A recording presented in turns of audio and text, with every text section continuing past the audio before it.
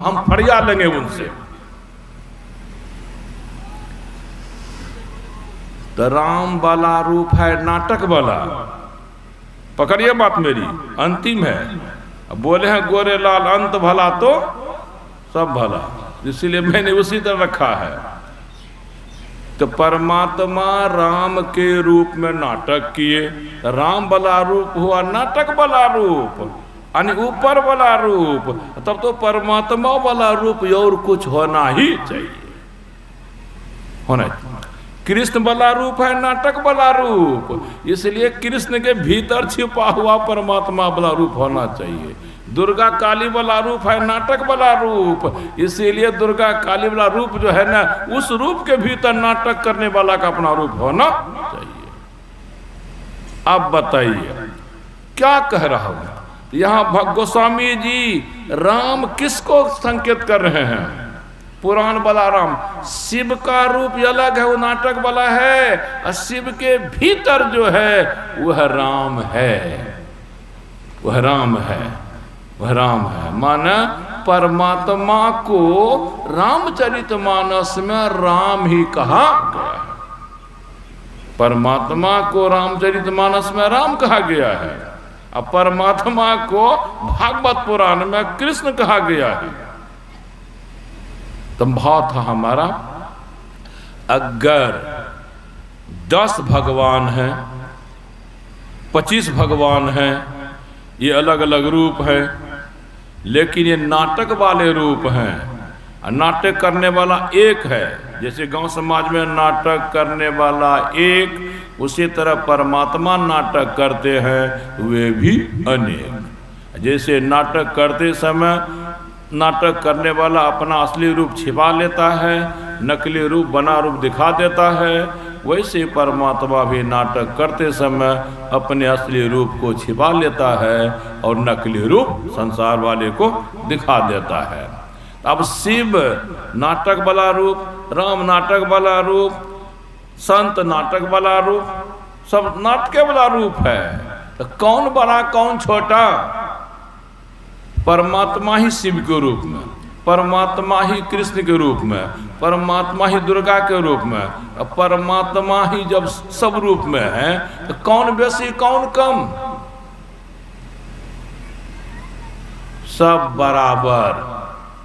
कल मैंने कहा था आपको, एक डॉक्टर फिजिशियन कहलाता है, एक डॉक्टर सर्जन कहलाता है, दोनों डॉक्टरें हैं। फिजिशियन दवा दारू से इलाज करते हैं, जब दवा दारू से इलाज नहीं होता है तब रेफर कहाँ करते हैं? सर्जन के पास, तब सर्जरी के द्वारा इलाज होता है। लेकिन पहले दवा दारू से, बाद में सर्जरी से। उसी तरह परमात्मा कभी फिजिशियन बन के आते हैं धरती पर, दवा दारू समझा बुझाकर लोगों को ठीक करते हैं, और कभी परमात्मा देखते हैं कि दवा दारू से ठीक नहीं हुआ, समझाने बुझाने से ठीक नहीं हुआ, तो सर्जन बन के आते हैं और ऑपरेशन कर देते हैं। दुर्गा कौन थी? Lady surgeon. काली कौन थी? Lady surgeon. राम कौन थे? लेडी का उल्टा क्या बोलते हो जी? तुम लोग पढ़े लिखे, तुम तो बाबाजी हैं। Gent, gent surgeon, gent surgeon Ram, gent surgeon Krishna, gent surgeon. तो भाव था, अब राम ने ऑपरेशन किनका कर दिया? रावण का। दवा दारू खूब चली थी, उसको समझाने वाले खूब समझाया था, लेकिन जब नहीं समझा न, तब सर्जन बन के आए ऑपरेशन कर। महिषासुर को किसने नहीं समझाया? बहुतों ने समझाया, बहुतों ने दवा दारू की, लेकिन जब नहीं माना न, तो वही परमात्मा लेडी सर्जन दुर्गा बन के आई और ऑपरेशन कर दिया। तो कहने का भाव है, जो जो मैं बोला हूं अगर मन मस्तिष्क में ठहर जाए तो वजरी पोजरी खत्म हो जाएगा। मानस अलग तरह का ग्रंथ है। अब देखिए मानस में आइए, कितना बढ़िया दिखाया गया लंका कांड में। शिव द्रोही मम भगत कहावा, सो नर सपने ही मोही न पावा। शंकर प्रिय मम द्रोही, शिव द्रोही मम दास, ते नर करही कलप भरी, घोर नरक महबास। यहाँ राम कहते हैं और एक गुपुत मत, सबही कहूँ कर जोर, शंकर भजन बिना नर भगतिन पावे। यानी रामायण को बढ़िया से पढ़िएगा ना, ये बहुत जगह दिखाया गया है। जो शंकर जी की भक्ति करते हैं उसी से कभी न कभी राम की भक्ति हो पाती है। जो शंकर जी की भक्ति नहीं करते हैं उससे राम की भक्ति नहीं होती है, उस पर राम प्रसन्न नहीं होते हैं। सिद्धांत उदाहरण देखिए तो, शंकर जी के भक्तों में सबसे बड़ा भक्त कौन हुआ है आप लोग कह सकते हैं? कहिए तो थोड़ा। रामाशीष बाबू, अग्रे अग्रे विप्रा नाम। गौतम कहता है जब मंच पर हम आए हैं तो बाबा हमसे कहे न पूछते हैं। बोलो गौतम। शंकर जी का सबसे बड़ा भक्त, तब बड़ी मुश्किल लग जाती। इससे ज्यादा तो हमरे पूर्वी बिहार में लोग जानता है रावण। सही है, रावण। रावण शंकर जी के सबसे बड़े भक्त थे। वैसी कुर्बानी कौन देंगे, वैसा चढ़ावा कौन चढ़ाएंगे? फूल पान मिठाई शक्कर तो अलगे है। तो शंकर जी भक्त थे राम के? नहीं, रावण थे भक्त शंकर जी के।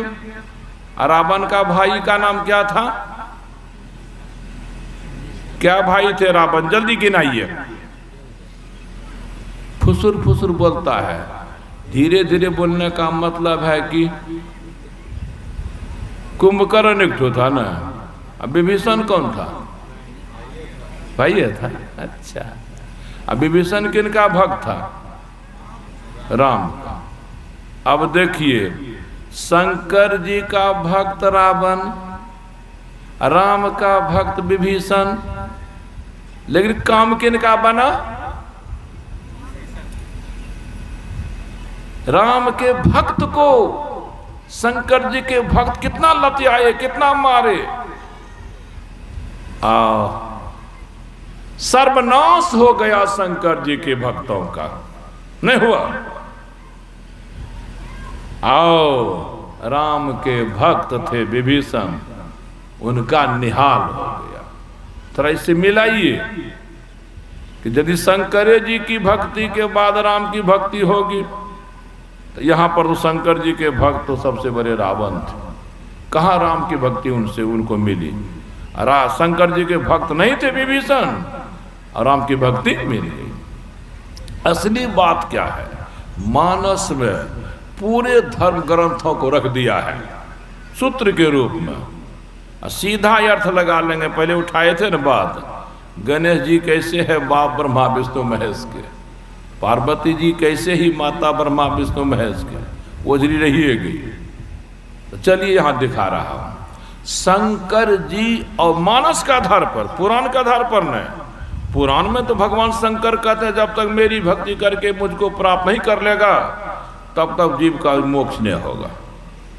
हर एक पुराण में अलग अलग। कृष्ण कहता है मेरी भक्ति करो, शिव कहता है मेरी भक्ति करो, दुर्गा कहती है मेरी भक्ति करो, गणेश पुराण में गणेश कहते हैं मेरी भक्ति करो, अलग अलग।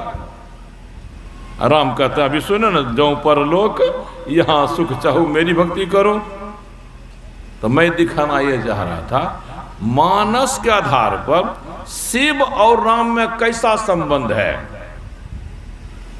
संबंध दिखा गोस्वामी जी ने। राम है इष्ट और शिव है उनके भक्त। शिव राम राम जपते हैं, शिव राम राम जप, तो भक्त हो गए कौन? शिव। भक्त हो गए शिव, इष्ट कौन हो गए? राम।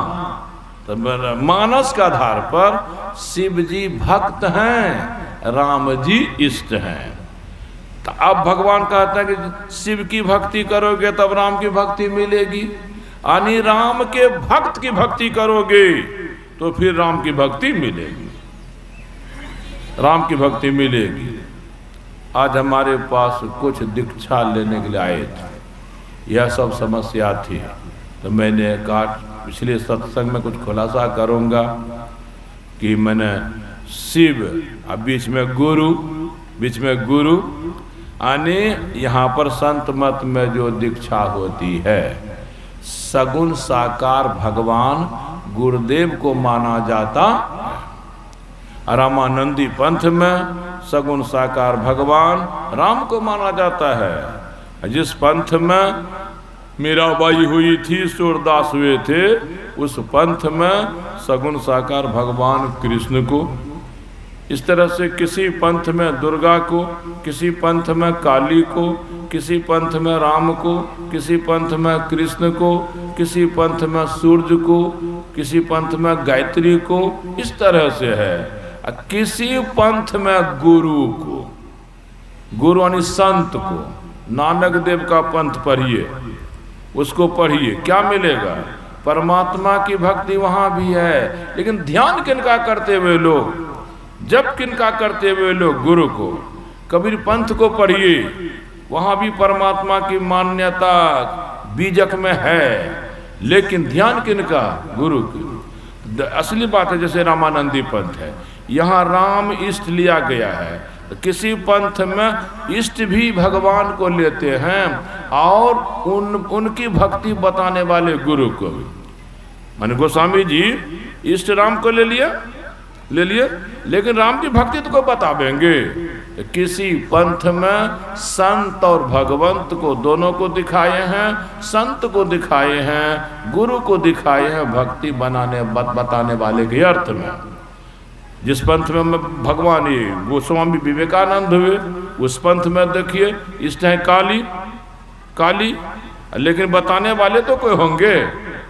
किसी पंथ में भगवंत के साथ संत भी, भगवती के साथ संत भी, किसी पंथ में केवल संत, केवल गुरु। लेकिन मान्यता ये बननी चाहिए, चाहे गुरु हो इष्ट, चाहे संत हो इष्ट, चाहे भगवंत हो, रूप गुरु का अलग है, रूप भगवान का अलग है, लेकिन दोनों बराबर हैं, दोनों बराबर हैं। एक दिन से हम कोशिश किए हैं इस वजरी को ठीक करने के लिए, लेकिन आप जानते हैं कि अगर 50 विद्यार्थी विद्यालय में हैं, पढ़ने वाले 50 विद्यार्थी हैं, अब पढ़ाने वाले कितने होंगे? शिक्षक तभी एक, अब पढ़ने का समय नियत होगा एक। चलो 50 मिनट की घंटी है, तो 50 मिनटों तक 50 विद्यार्थी सुने पढ़े, और 50 मिनटों तक एक ही शिक्षक पढ़ाए, पढ़ाने वाला एक ही, पढ़ने वाला सब एक ही। अब विषय कई है? एक घंटा तक एक ही विषय को टीचर समझाए, तो विषय एक, समय एक, पढ़ाने वाला एक और पढ़ने वाले अनेक। ये सारे एक रंग समझेंगे न पढ़ने वाले विषय को। कह अरे शिक्षक अलग अलग समय नहीं दी है, किसी को बेसी किसी को कम नहीं दिए है, सब विद्यार्थी के लिए बराबर समय, विषय में घट बढ़ नहीं किए हैं, तो फिर समझ में अंतर क्यों? परीक्षा लेन टीचर तभी, तो किसी को अंक आएगा कुछ, किसी को अंक आएगा कुछ। मतलब वो जो पढ़ाया गया ना, उसको समझने वाला, उसकी बुद्धि को उसको पकड़ने वाली बुद्धि सबकी एक स्तर की नहीं है।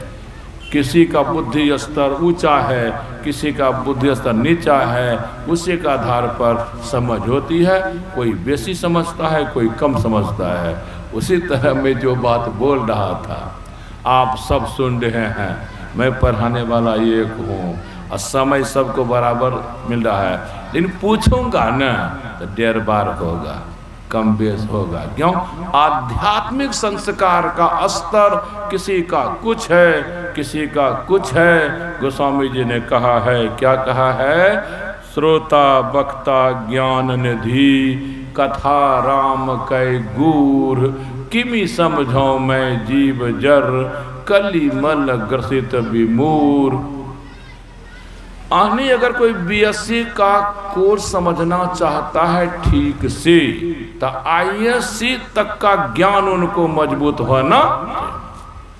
आईएससी का कोर्स बढ़िया से समझ गया है तो बीएससी के कोर्स को समझने में कोई कठिनाई नहीं होगी। लेकिन अगर पढ़ रहा विद्यार्थी पचमा का कोर्स बढ़िया से समझ पाया है, अब बीएससी का कोर्स समझाया जाए बढ़िया से कितनों, वह नहीं पकड़ पाएगा, वह नहीं समझ सकेगा। तो विद्यार्थी अगर नीचे स्तर का है, कोर्स ऊपर स्तर का है, तो विद्यार्थी टुकुर टुकुर ताकेगा, बुझेगा।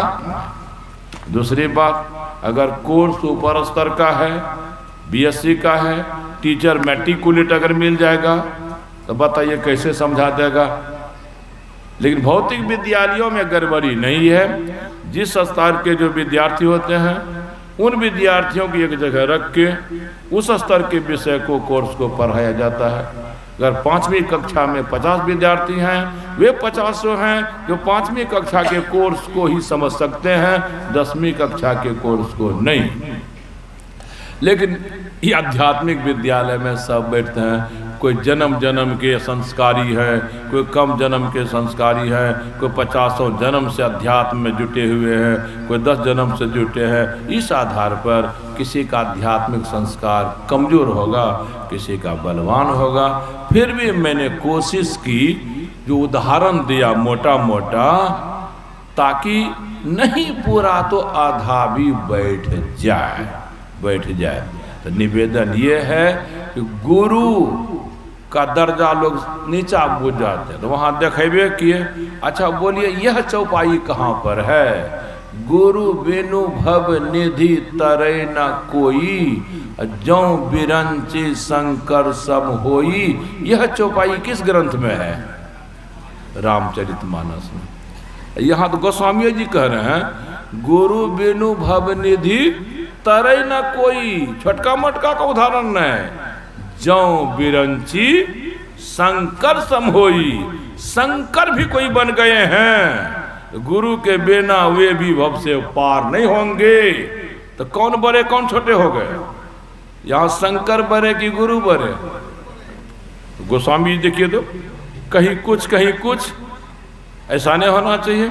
इतना ही नहीं, बालकांड में गोस्वामी जी दिखाते हैं, आन उपाय निधन तब नाही, जौ हरिहर को पही मन माही, राखे गुरु जो कोप विधाता, गुरु विरुद्ध नहीं कोई जग त्राता।